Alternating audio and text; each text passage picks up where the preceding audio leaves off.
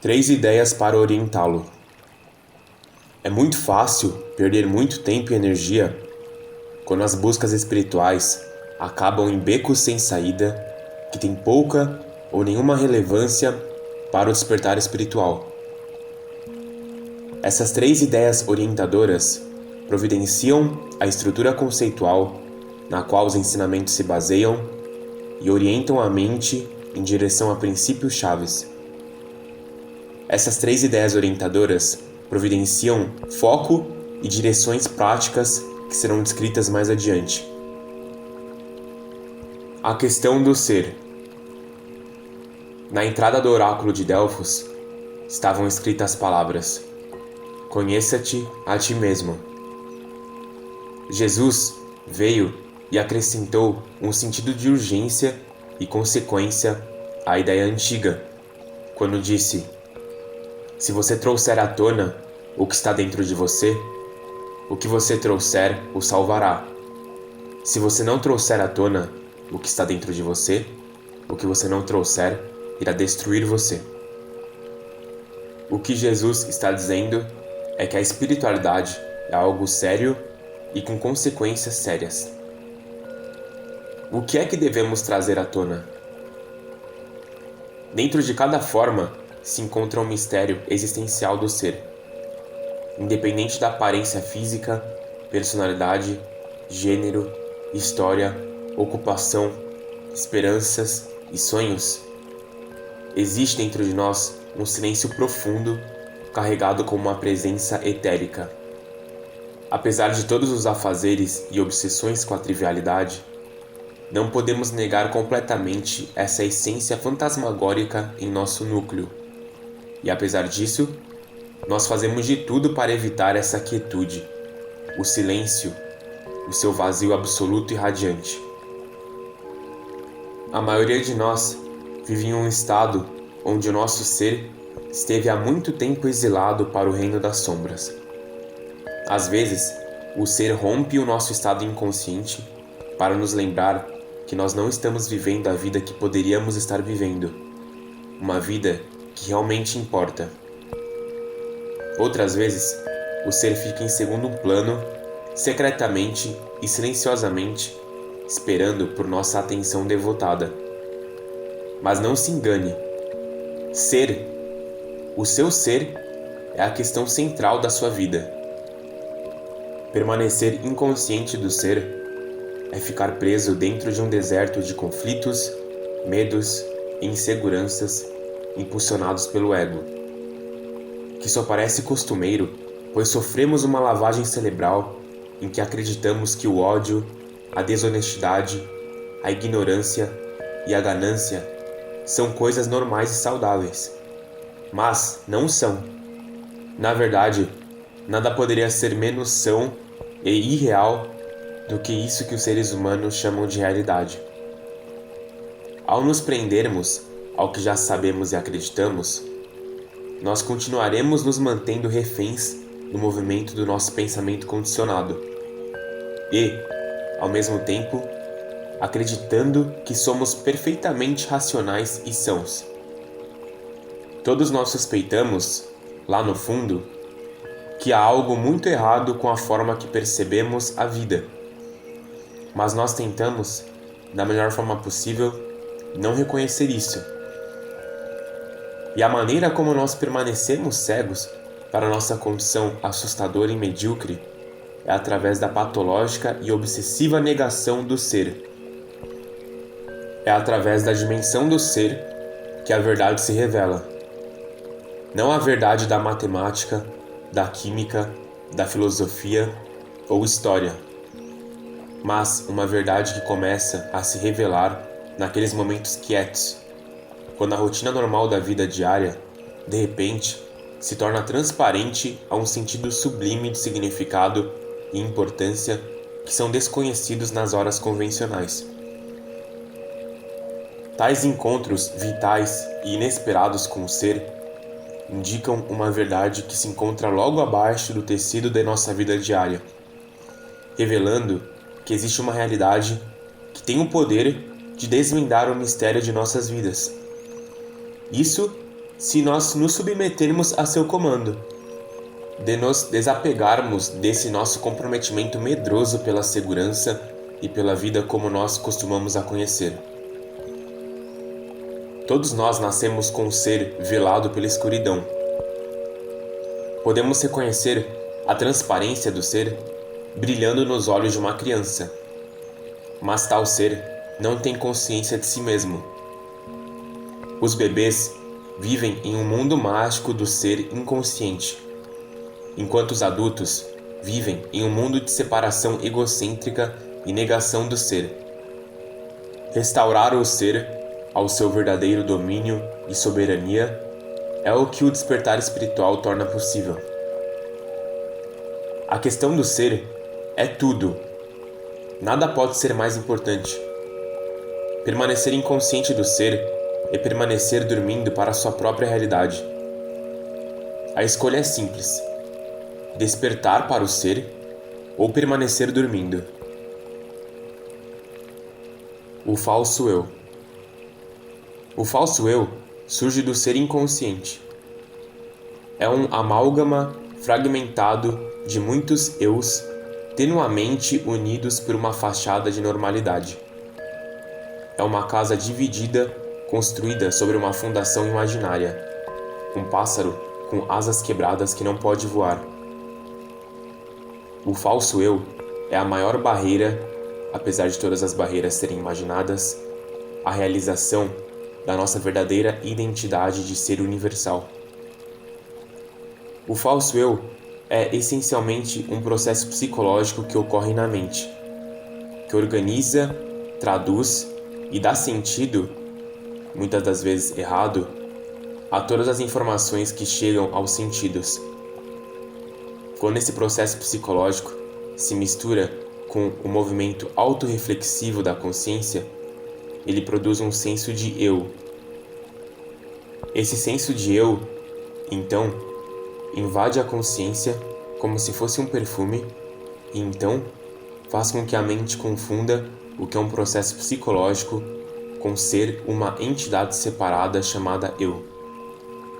Essa conclusão errada de que você é um eu separado e distinto acontece muito cedo na vida, de uma forma automática e inconsciente.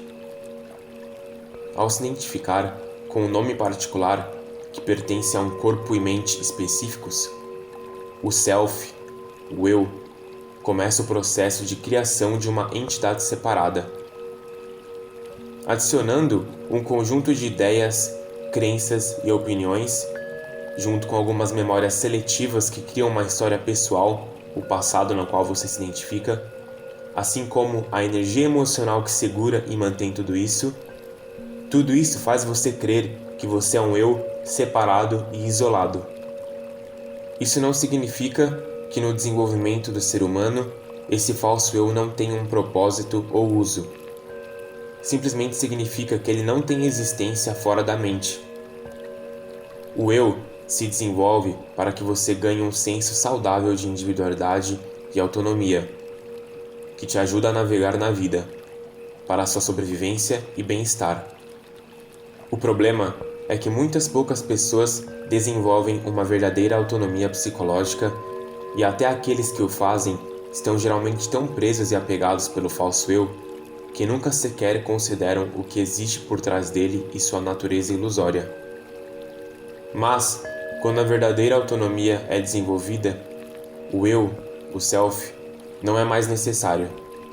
Da mesma forma que a infância não é mais necessária quando você se encontra na fase adulta.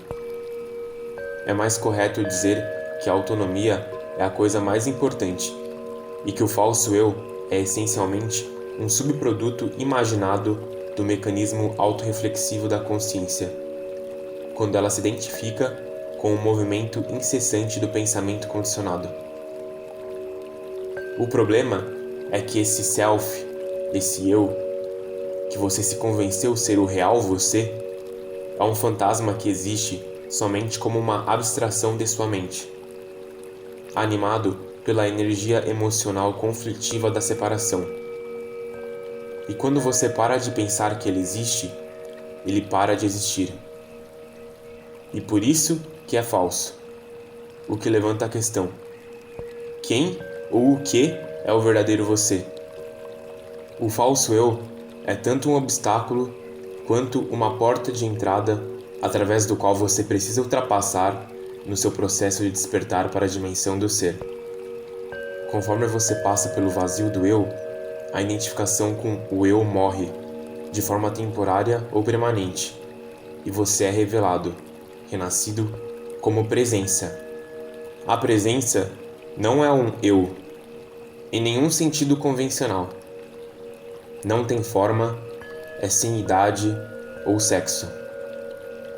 É uma expressão do ser universal, a substância sem forma da existência. A presença não é sujeita ao nascimento ou morte. Não faz parte do mundo das coisas.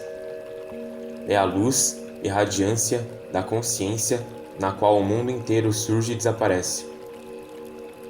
Assim como a presença é uma expressão do ser, também o ser é uma expressão do infinito. O infinito é a realidade última e está além de todas as conceitualizações e experiências. É o substrato de todo ser, de toda a existência, todas as dimensões, todas as percepções. Transcende todas as categorias, todas as descrições, toda a imaginação. É além do ego, da presença, do ser e não ser e unidade, mas também não é diferente destes. É somente tal realização que traz fim à incessante frustração da mente pela busca de Deus, pela verdade e significado. O estado de sonho é da natureza de todos os sonhos que os personagens nele estejam tão ocupados sendo personagens que o que está fora do estado de sonho os escapa. Na verdade, a própria ideia de que existe um estado fora do seu sonho, ou que o que eles consideram real e significativo é um estado de sonho, é algo que eles raramente consideram. Pelo menos, não até que o seu sonho se torne um pesadelo ruim. Muitos estão tão amarrados e presos a si mesmos que não conseguem parar de correr de um lado para o outro, sempre à procura de algo a mais, diferente ou melhor. Não conseguem ver que não estão chegando a lugar nenhum.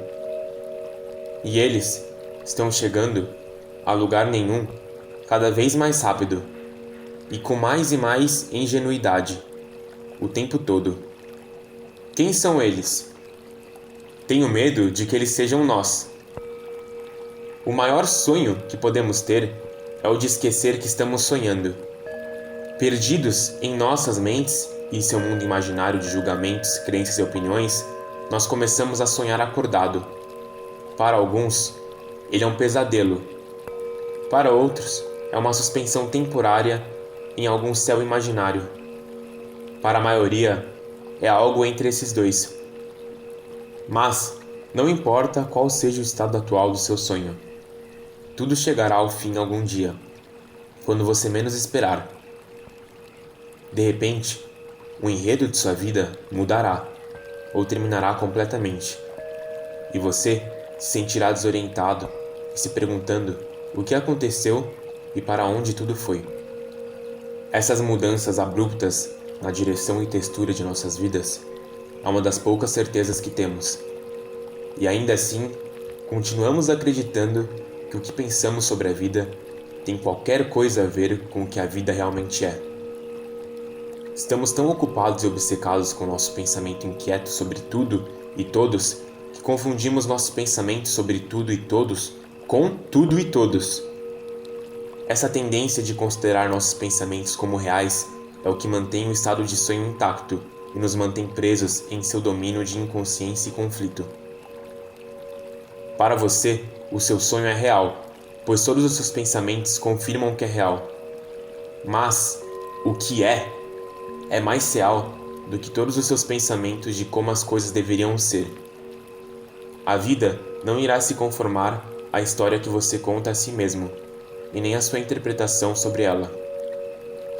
Acredite em um único pensamento contrário à maneira como as coisas são ou foram, e você sofrerá por causa disso. sem exceções. Isso não significa que você nunca deva ter pensamentos fora do que é. Simplesmente significa que o que é a realidade do agora. Se você acha que as pessoas deveriam ser mais legais umas com as outras, então seja legal com elas. Mas, quando você projeta essa crença nas pessoas e no mundo ao seu redor, como se aquilo fosse uma realidade objetiva, ou pior, como se fosse o trabalho dessas pessoas de serem legais com você, você estará em desalinhamento com o que é, em conflito com o que é, e sofrerá por conta disso. Agora, imagine um mundo de bilhões de pessoas. Cada uma delas possui inúmeras ideias, crenças e opiniões que acreditam ser verdadeiras. E cada uma dessas bilhões de pessoas possui diferentes ideias, crenças e opiniões em que elas acreditam fortemente. Todas elas estão andando no mesmo mundo externo, mas, internamente, cada um de nós vivemos em um mundo diferente, em um sonho acordado diferente. Não é difícil de entender o motivo de existirem tantas encrencas, certo? Para adicionar complexidade a essa mistura volátil, se dá o fato de que existem também sonhos coletivos, em que as pessoas com sonhos pessoais similares se reúnem para formarem estados de sonhos coletivos. Esses são feitiços ainda mais difíceis de se quebrar, pois sonhos coletivos existem dentro de um consenso, de uma realidade formada a partir de acordos, ou seja, deve ser verdade, pois todos acreditam ser verdade. Esse, portanto, é o estado da humanidade, e a realidade do ser universal, do seu ser, de todos os seres, permanece exilada. Permanecemos inconscientes. Então, nesse vídeo, foram apresentadas 3 ideias orientadoras e princípios chaves que constituem todo o ensinamento espiritual. A primeira delas é a questão do ser, de que o seu ser é a coisa mais importante de todas. E que o fato de você permanecer inconsciente dele leva uma vida de miséria e insatisfação, e uma vida inautêntica.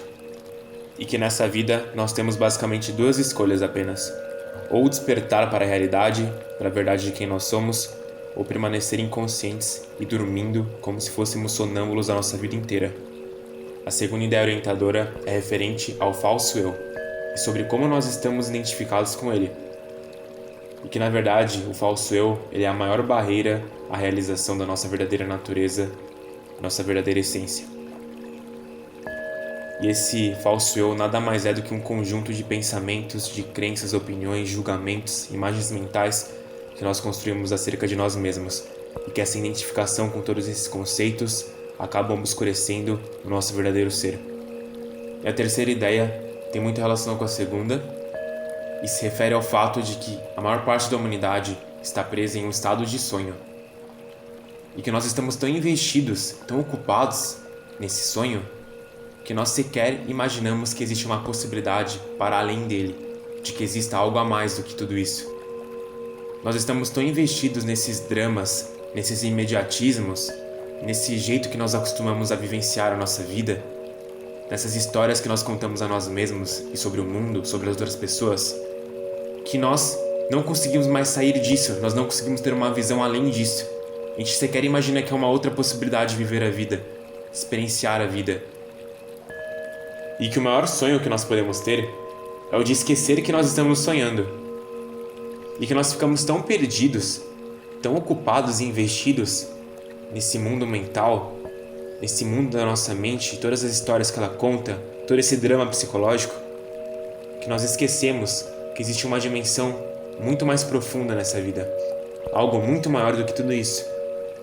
E que é esse o objetivo de todo o processo espiritual, de apontar para você essa nova dimensão, uma nova forma de viver a vida, uma nova forma de experienciar a vida, uma forma de vida que se encontra além da mente. No próximo vídeo eu falarei sobre as práticas centrais desses ensinamentos, e a parte prática é uma das mais importantes, porque senão tudo isso vai ficar apenas uma mera abstração, uma intelectualização, uma forma de entretenimento. São apenas palavras vazias. Ensinamento sem aplicação não significa nada. Então, Até a próxima, pessoal. Muita paz para vocês.